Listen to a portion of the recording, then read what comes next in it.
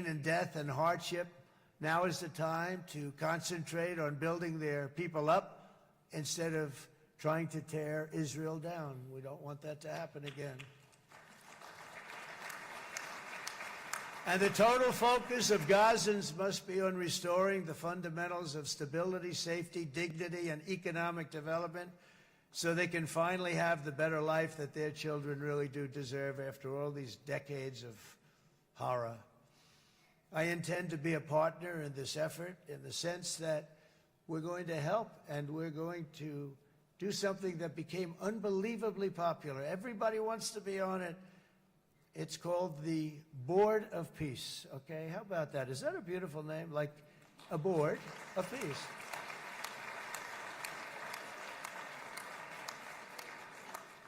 The only bad thing from my standpoint, every single nation involved has asked me to be the chair, and I'll tell you, I'm very busy.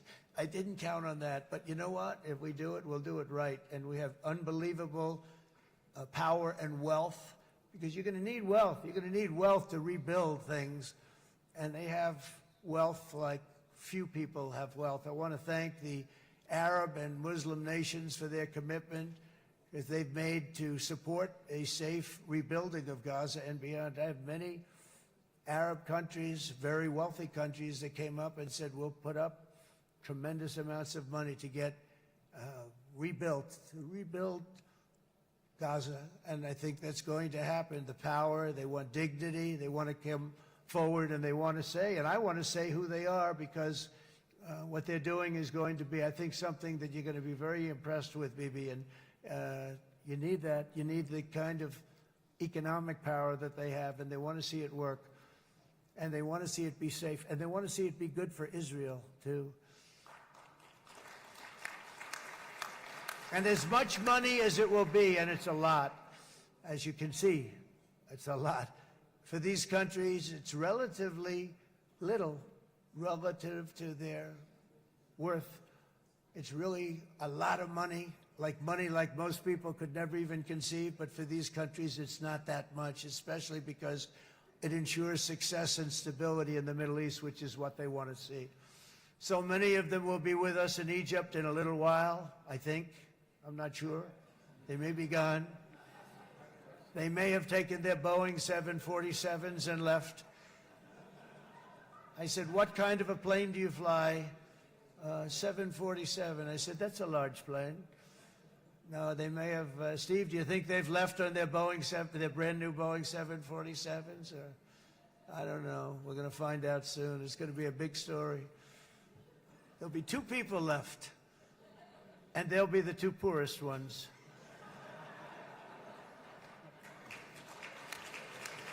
But it will be the wealthiest and most powerful group of nations. So the group that we have assembled, that's waiting for us, is the wealthiest and most powerful group ever assembled at one time. There has never been a group like this. And they're only looking for good. They want good. They're going to do good. And as those commitments are made, I'm going to let the world know who's doing it, because they really deserve to get the credit. And some of them probably won't want the credit, but they deserve it. It's more obvious than ever that the productive and responsible nations of this region should not be enemies or adversaries. You should be partners and eventually even friends, and that's what's going to happen. I know it. Together you can stand against the forces of chaos. Yeah, you go ahead. That's an important point.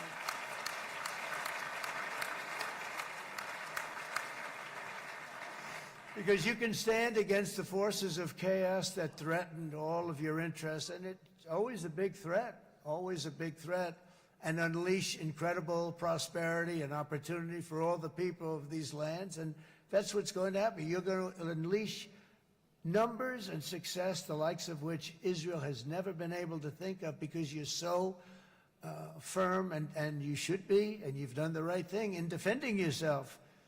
You're not going to have to worry so much about it. You've won, and now you can build, and you can do things that you never even thought possible. When you put that genius into doing something else, it's going to be something it's going to be a miracle. The miracle in the desert, it's going to be amazing. And it already is in a true sense. but it'll be wonderful when you can spend time thinking about other than war and defense and offense also. To that end, it's my firm hope and dream, frankly, that together the Abraham Accords will turn out to be everything that we thought they would. Those four countries were very, very brave in doing it. They did it at a very early point, and every single one of them benefits unbelievably financially. And if you noticed, even in this bad period that we just went through, they all remained a member of the Abraham Accords. They've done unbelievably well. And you know who you are, and I want to thank you. And they've stayed because of loyalty, but they've also stayed because it was really good business. They've made a lot of money being members, and you're going to all, I hope that every one of the countries that we're seeking, Jared, I hope they join quickly. No games, no nothing. Just join, get it. It's going to be a great peacemaker. It's really going to bring it together beyond anybody's wildest dream. So instead of building fortresses to keep enemies at bay, the nations of this region should be building infrastructure to weave your commerce closer together, because you've got to compete with the big world out there in commerce now. It's a different kind of competition. Instead of making weapons and missiles, the wealth of this region should flow to schools and medicine, industry, and frankly, the new hot thing, artificial intelligence. It's a lot of intelligence they're going to have to be thrown off to pay back these sums of money that they're doing. But that's really the hot one. And I might say that the United States, a year ago, was a dead country. I say it to people. I heard it first from the King of Saudi Arabia. I then heard it from UAE. I heard it from Qatar. I heard it from many other countries.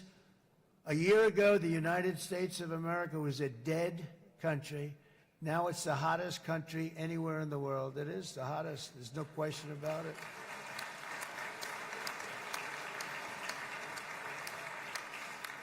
In fact, if you go back a year ago, before the election, although once we had November 5th, we became hot because people got it. I would say November 5th was a time that we became really hot. But once you go back a couple of years, if I were in charge and the country was doing what they were, nobody was going to ask me to speak. Nobody asked Joe Biden to come up and speak, I guarantee you that. And if they did, he would have turned them down, I promise you. He didn't speak. He didn't speak, and he didn't speak well. But all of the countries in the Middle East, it could have, what we're doing now, it could have happened a long time ago, but it was strangled and set back almost irretrievably by the administrations of Barack Obama and then Joe Biden. There was a hatred toward Israel. There was an absolute hatred. The setbacks really started when President Obama signed the Iran nuclear deal. This was a disaster for Israel, and it was a disaster for everyone. And I remember that Bibi Netanyahu came to the United States and worked so hard to try and get Obama not to do that deal.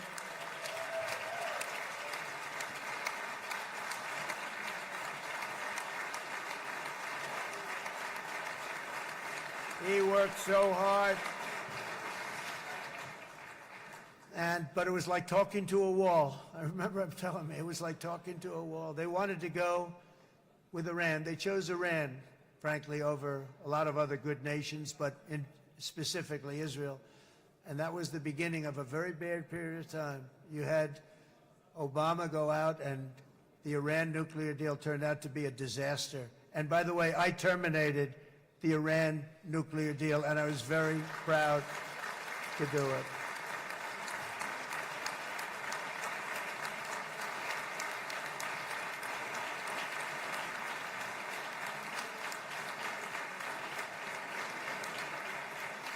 Yet even to Iran, whose regime has inflicted so much death on the Middle East, the hand of friendship and cooperation is open. I'm telling you, they want to make a deal.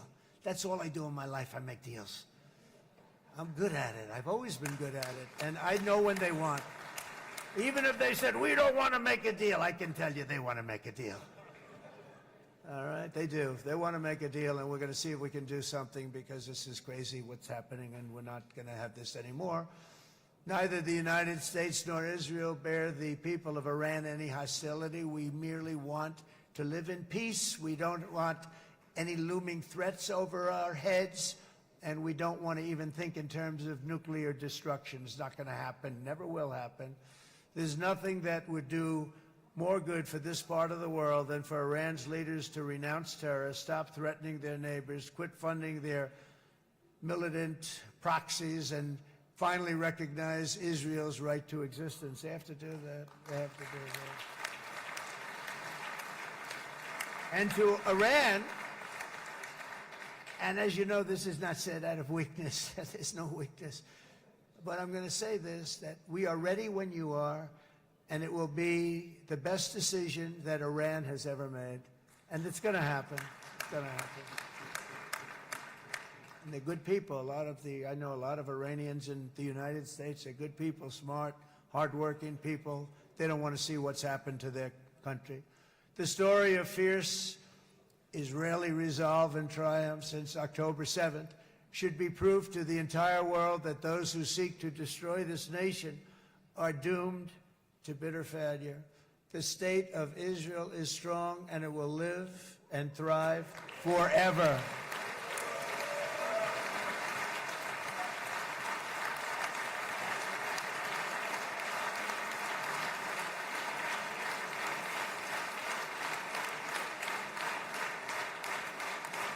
And that is why Israel will always remain a vital ally of the United States of America.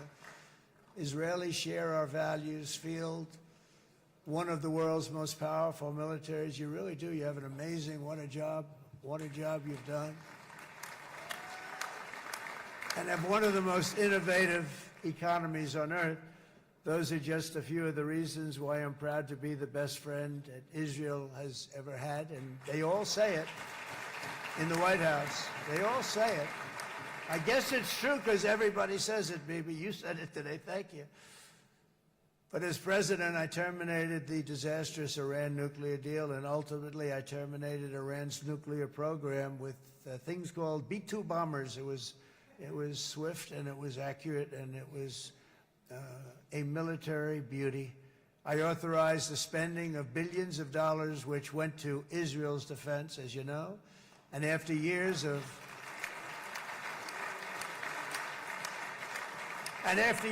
broken promises from many other American presidents, you know that, they kept promising. I never understood it until I got there. There was a lot of pressure put on these presidents. It was put on me too, but I didn't yield to the pressure. But every president for decades said, we're going to do it. The difference is I kept my promise and officially recognized the capital of Israel and moved the American embassy to Jerusalem.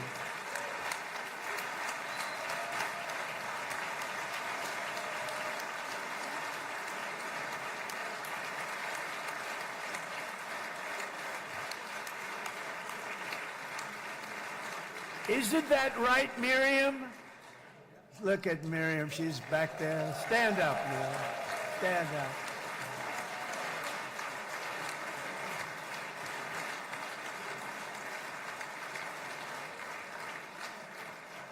Miriam and Sheldon would come into the office. They'd call me. He'd call me. I think they had more trips to the White House than anybody else I can think of. Look at her sitting there so innocently. Bank, 60 billion. And I think she's saying no more.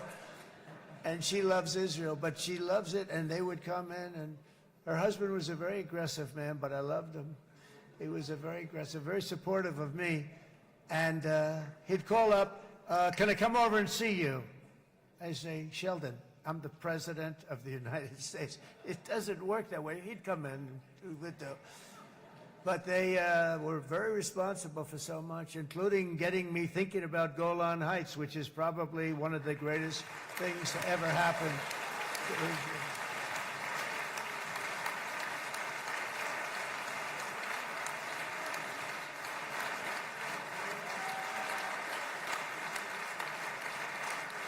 Miriam, stand up, please. She really is. I mean, she loves this country.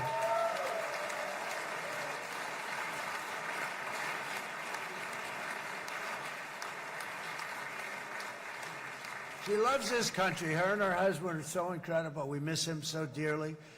But I actually asked her, I'm going to get her in trouble with this, but I actually asked her once, I said, so Miriam, I know you love Israel. What do you love more, the United States or Israel? She refused to answer. That might mean Israel, I must say. We love you. Thank you, darling, for being here. That's a great honor. Great honor. She's a wonderful woman. She is a great woman. I've always stood for the people of this community, and I always will. I'll always be with you. I'm always going to be with you. I guess maybe something could happen to change my mind. Somebody that's really stupid gets into office and wants to do really bad things, but that's about it. We don't think we're going to have that happen. I hope we're not going to have that happen. And this man is a good man right here. These two men are good men right here.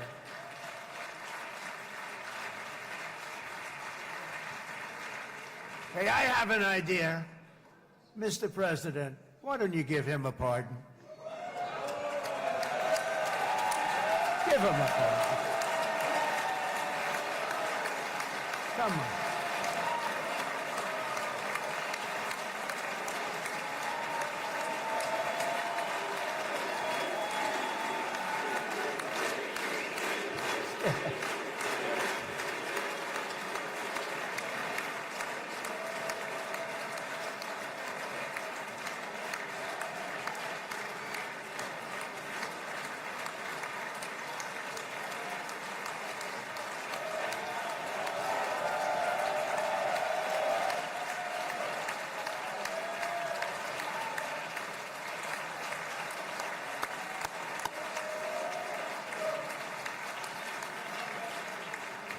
By the way, that was not in the speech, as you probably know. But I happen to like this gentleman right over here, and it just seems to make so much sense. You know, whether we like it or not, this has been been one of the greatest wartime presidents. And cigars and champagne, who the hell cares about that?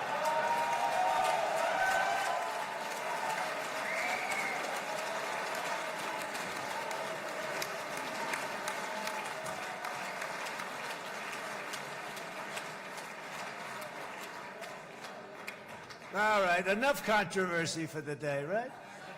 Actually, I don't think it's very controversial. So, you know, I mean, I see so popular. You are a very popular man. You know why? Because you know how to win.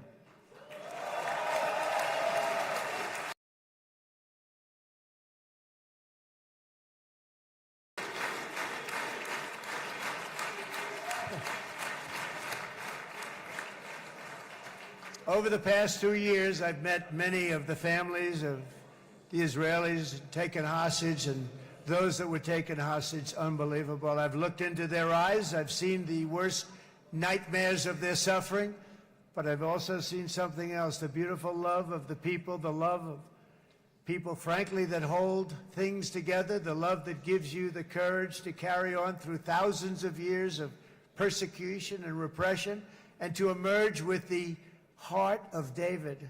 It's the heart of David. It's that love that's defeated the enemies of civilization, built this incredible country and this unbelievable economy, and forged one of the great democracies of the world. That is why it's a true honor to stand here today and address this assembly in your ancient and eternal now capital, Jerusalem. I'm proud to have helped in that regard. This city and this nation stand as living proof that a much brighter future for this entire region is truly within our grasp. For thousands of years, Jerusalem has been a home to Christians, Jews, Muslims, and people of all ethnicities and creeds. This is the holy center of the world's three great Abrahamic faiths. I like that too. Adorned, it's the first time I've seen that word in a while. Adorned with their sacred sites and alive with their pilgrims and visitors from every corner of the globe. But here between the Western Wall, the Temple Mount, and the hill called Calvary, people of every faith and background live, work, pray, serve, and raise their families side by side, and they do it with love. This example is just one of the modern miracles that Israel has given to the world. And just in closing, the leaders in this chamber know better than anyone else the challenges of this harmony, and it's been easily won. No, it hasn't. It has not been. It's been so tough, but it has been, some say, a miracle. What you've done is a miracle. Look at your size. Look at your chances when it all started. And you know, if you think about it, you are safer today, stronger today, and more respected today than at any time in the history of Israel. Think of it. People used to say it wouldn't exist. They don't say that anymore, do they? Yet if safety, security, and coexistence can thrive here in the winding alleys and ancient paths of Jerusalem, then surely peace and respect can flourish among the nations of the broader Middle East. The God who once dwelled among his people in this city still calls us, in the words of Scripture, the turn from evil and do good, to seek peace and pursue it. So he still whispers truth into the hills and knolls and valleys of his magnificent creation, and he still writes hope into the hearts of his children all over the world. And that is why even after 3,000 years of pain and conflict, the people of Israel have never given up from the threats of Zionism, from all sorts of threats. You want the promise of Zion. You want the promise of success and hope and love and God. And the people of America have never lost faith in the promise of a great and blessed future for all of us. From the very first day that modern Israel was founded, we have stood together through thick and thin of setbacks, and through victory and defeat, through glory and heartache. We have built industries together. We have made discoveries together. We have confronted evil together, and we have waged war together, and perhaps most beautifully of all, we have made peace together. And this week, against all odds, we have done the impossible and brought our hostages home.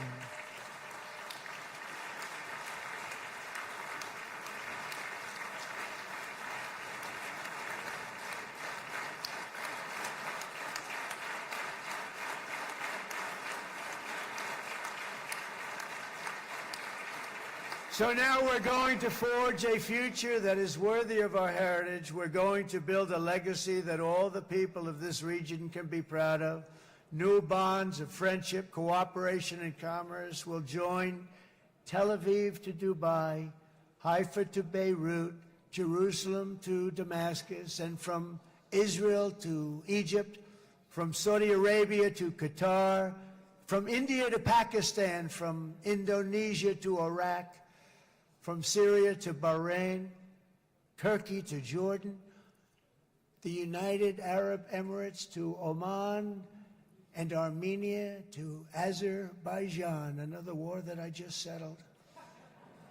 We are going to have hope, harmony, opportunity, and happiness here in the spiritual and geographic. That's what you are. Israel, America, and all of the nations of the Middle East will soon be safer, stronger, greater, and more prosperous than ever before.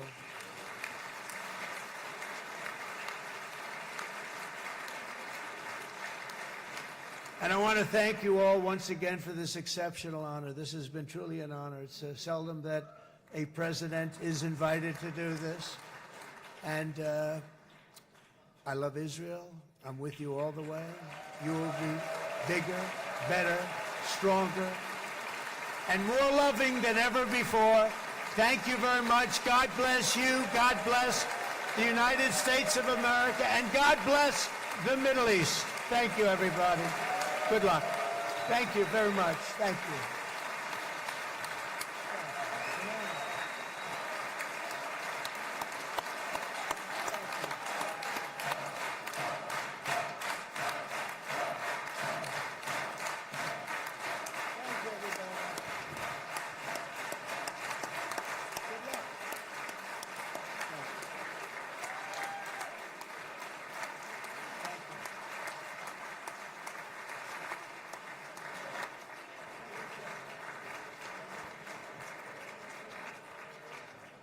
אני מודה לנשיא ארצות הברית של אמריקה על דבריו. חברות וחברי הכנסת, תם סדר היום. הישיבה הבאה תתקיים ביום שני, כ"ח בתשרי התשפ"ו, 20 באוקטובר 2025 בשעה 16:00. חג שמח ובשורות טובות. ישיבה זו נעולה. כבוד הנשיאים וכבוד יושב ראש הכנסת.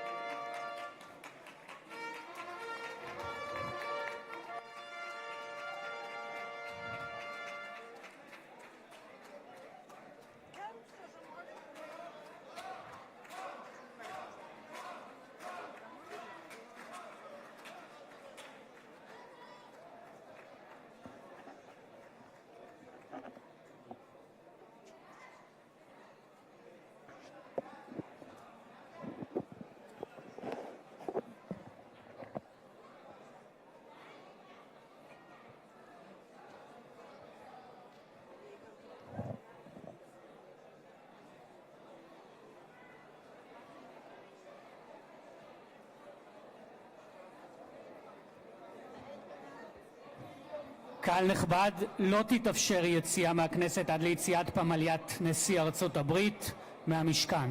תודה. רבע שעה.